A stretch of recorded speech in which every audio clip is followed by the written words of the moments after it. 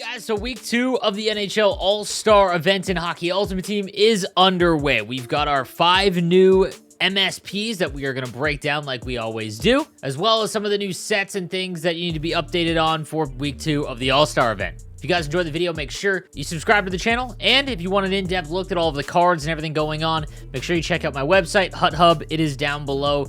Be sure to click that link. All right, let's get into it. All right, first thing is first, guys. The 87 ALEKSANDER BARKOV is now added into the event. He is replacing the injured Austin Matthews, like I mentioned earlier on today in my video. If you guys took advantage of that, it kind of went exactly how I thought it would because they gave him a very, very good ability in Unstoppable Force. If you take a look at all the other cards among this release, they pretty much all got elite edges, close quarters, Unstoppable Force, something very usable. And ALEKSANDER BARKOV, if he can score a few goals, becomes extremely usable with Unstoppable Force. If he can score 3 goals, let's say, and gets up to 90 overall, he is a phenomenal center build. So it's 6'3", 215. If you are someone who's no money spent, this could be a really usable card for you. However, he's going to be a little bit slower. He does have Spark to get his acceleration up a little bit higher. Center is the one position where you don't really necessarily need a lot of speed, but his face-off at only 83, you probably want to play him on the wing. But again, this is probably better than the Austin Matthews card that they did release. Now, if you had Austin Matthews, guys, don't fret. You can just simply go to the sets, the All-Star sets, and then right here you will see in the All-Star weekend ones, the 1-for-1 Austin Matthews trade-in. So again, if you have Austin Matthews, you can trade him in and get the All-Star BARKOV. That way you don't miss out. If you are trying to make a free MSP or get more of the All-Star collectibles, make sure that you go through the offline challenges, and you will see that you can get 2 from just doing the first set, the Group 1, and then Group 2 is now here as well, so you can get another 2. That means that you will get enough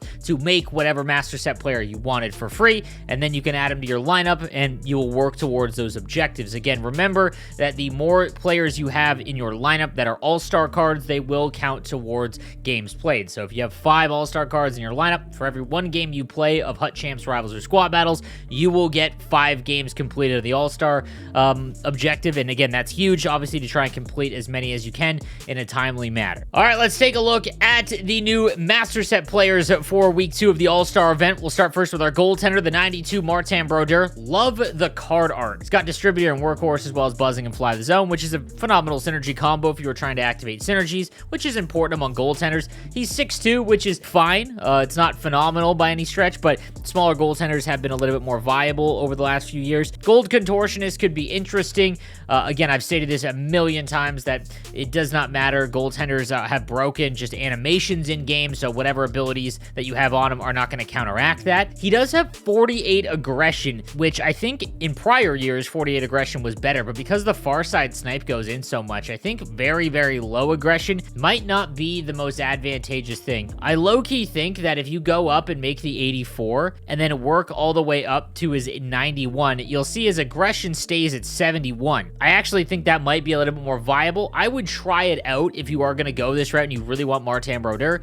I would go and leave him at tier 8, play a few games, and then see if you like him or not. And if he lets in a ton, you might as well just upgrade him one more time and see if his lower aggression works out a little bit better for you. Next up, we've got the 92 Paul Coffey. So we've got another left-handed defenseman to go with Nick Lidstrom from this event. He's got Dangle City and Magician. Dangle City is, in my opinion, the worst synergy in the game, so I would go with Magician here in the first slot. And then Booming Shot and Gladiator, both are extremely effective. He's got 92 speed, 93 acceleration, and 97 agility, which is all fantastic across the board. He's got a high shot, 95 and above. We're starting to see defensemen hit kind of that upper 90s. We'll see, you'll definitely see that very shortly in terms of slap shot. And honestly, shots from the point haven't really gone in unless you're going for tips or just seeing eye wrist shots, which he does have seeing eye. However, his other abilities are not all that impactful when it comes to offense. Heat Seeker and 1T, again, just don't really seem to have any impact. Elite Edges does, but he has to be your first line defensive pair. To put 8 points on a defenseman for Elite Edges is an absolute ton to invest in right now. However, if he is your first line left-handed defenseman, it is viable. Again, Elite Edges activates without the puck as well as having it. His hand stats are phenomenal. Body checking gets up to 91, so that's okay. 96 defensive awareness and 95 stick checking. All in all, this is a very good card. However, I have not used him yet. I will be using all of the Master Set players like I always do, and then give you guys some video feedback, hopefully tomorrow, maybe the following day, in terms of just how they play in game. I'll be honest with you maybe if you're trying to wonder between Lidstrom or Coffee, and you want my early opinion, I really like Lidstrom's card. I think it's better, just all in all, the whole package. Lidstrom has played very, very well for me, so I'd probably go Lidstrom over Coffee. Then we've got the 92 KENDALL COYNE Schofield, 5'5", 126 with Distributor and Spark, as well as Gladiator and Light the Lamp, so she can get up to a higher speed, and that Gladiator does allow her body check to get up a little higher. Literally gave her essentially the 4 best abilities. I'd rather have Gold Unstoppable Force on some of the women cards because I think that really helps negate their size issue in game, but Wheels is very good for someone who's got high-end speed, and she has that 97 speed, is very, very usable. Silver Close Quarters, Silver Elite Edges, you really can't say anything poorly about the abilities and all the attributes. The one issue, she's 5'5", 126. I'll say this, at the beginning of the year, if you are someone who straight lines, whether it's diagonal or just down the boards, she has been very usable. I remember her base card and her X Factor were very impactful early on. However, we're getting to the stage now where there's cards that essentially have the same attributes but are 6'2", so just something to keep in mind. I don't think it's a bad card, but I definitely think that there are better ones in terms of gameplay. Tyler Seguin is up next, the 92 overall, 6'1", 205 centerman. He's got Booming Shot and Protector, as well as Gladiator and Thief. Really no point to put Thief on Tyler Seguin because he's got 99 face-offs, 93 speed, 93 acceleration, 99 agility. This is basically a buffed up version of the 90 Nations of Hockey Jack Eichel. Tyler Seguin cards always feel pretty quick in game. They always have since basically, you know, NHL 21, even 20. It's got Gold Elite Edges, which is fantastic. If you are going to run him on the wing,